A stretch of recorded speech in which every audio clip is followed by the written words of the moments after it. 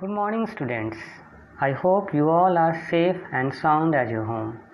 This video is for class 8 students. तो students, आज हम लोग अपनी पहली चैप्टर स्नाइपर का रिमेनिंग पार्ट डिस्कस करेंगे। कहानी शुरू करने से पहले हम अपने पिछले क्लास में जो पढ़े थे उसका एक ब्रीफ एक्सप्लेनेशन मैं करना चाहूँगा। यह कहानी एक स्नाइपर के मिशन के ऊपर बेस्ड है, जो कैसे अपने दुश्मनों से छिपता छिपाता हुआ अपने दुश्मनों के खेमे में प्रवेश करता है। उसने अपने छिपने के लिए एक छत का ठिकाना बनाया था और कैसे बूढ़ी महिला ने उसके ठिकाने का पता उसके दुश्मनों को बता दिया था। इसके बाद दोनों स्नाइपर के द्वारा मारे जाते हैं। अब आगे की कहानी समझते हैं। तो बच्चों, जैसे ही स्नाइपर अपनी गोली दागता है वैसे दोनों तरफ से गोलीबारी शुरू हो जाती है। एक गोली स्नाइपर के दाहिने फोrearm पर आकर लगती है और वह घायल हो जाता है। तब वह अपने बाएं हाथ की मदद से रेंगता हुआ बालकनी के पीछे छिप जाता है। गोली लगने के कारण उसके हाथ से खून की धाराएं बहने लगती हैं। अपने इस घायल हाथ का उपचार करने के लिए वह तुरंत ही जेब में पड़े चाकू को निकाल लेता है और अपने ज़ख्म को एक नज़र देखता है। वह देखता है कि गोली अभी भी उसके हाथ में अटकी हुई है। वह सोचता है कि अगर इसे जल्द ना निकाला गया तो यह मेरी हाथ की हड्डी को तोड़ सकता है। फिर उसने अपनी ड्रेसिंग किट बाहर निकाल ली और स्वयं ही अपने जख्म की ड्रेसिंग यानी मरहम पट्टी करने लगा। उसने दवा की बोतल निकाली और उसे अपनी घाव पर उड़ेल दिया।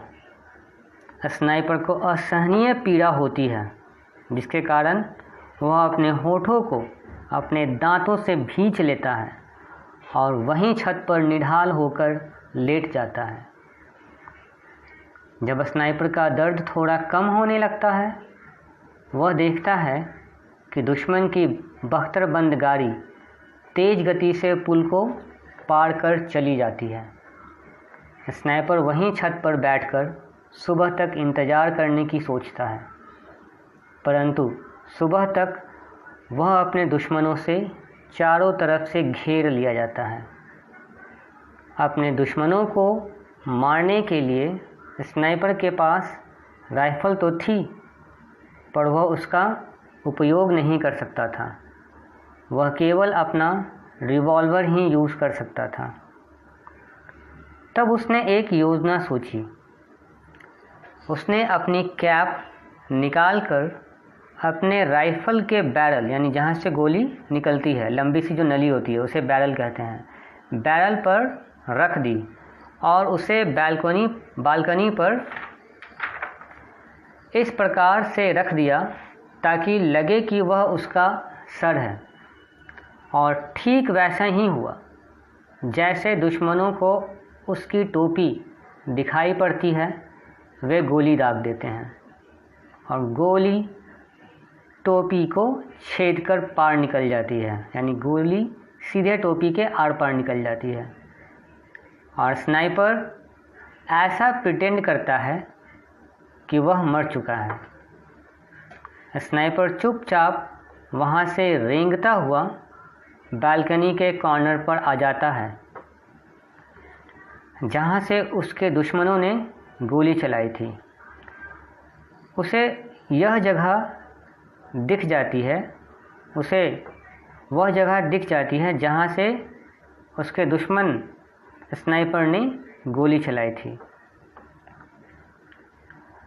वह यह सुनिश्चित करने के लिए खड़ा होकर देखता है कि वह मरा या नहीं, यानी यहाँ पर जो उसका दुश्मन है, स्नाइपर का जो दुश्मन है, उसे ऐसा लगता है कि गोली स्नाइपर को लग चुकी है और वह यह सुनिश्चित करने के लिए खड़ा होकर देखता है कि वह मरा या नहीं मरा। इसी क्षण स्नाइपर को अपना टारगेट मिल जाता है, जो लगभग वहाँ से 50 गज की दूरी पर था। फिर स्नाइपर ने एक गहरी सांस ली और गोली दाग दी। गोली दागने के कारण वहाँ थोड़ा सा धुआं उठा और जब धुआं छटा वह मारा गया था। अपने दुश्मन को मरा देख स्नाइपर बहुत ही खुश होता है और खुशी में वहीं पर थोड़ी देर के लिए विश्राम करने लगता है। तो विद्यार्थियों, आपके आज की क्लास में हम लोग आज इतना ही पढ़ेंगे, थोड़ा थोड़ा करके पढ़ेंगे और ज़्यादा समझने का प्रयास करेंगे, ठीक है? So good bye for today and have a nice day. Good morning students, I hope you all are safe and sound at your home. This video is for class 8 students.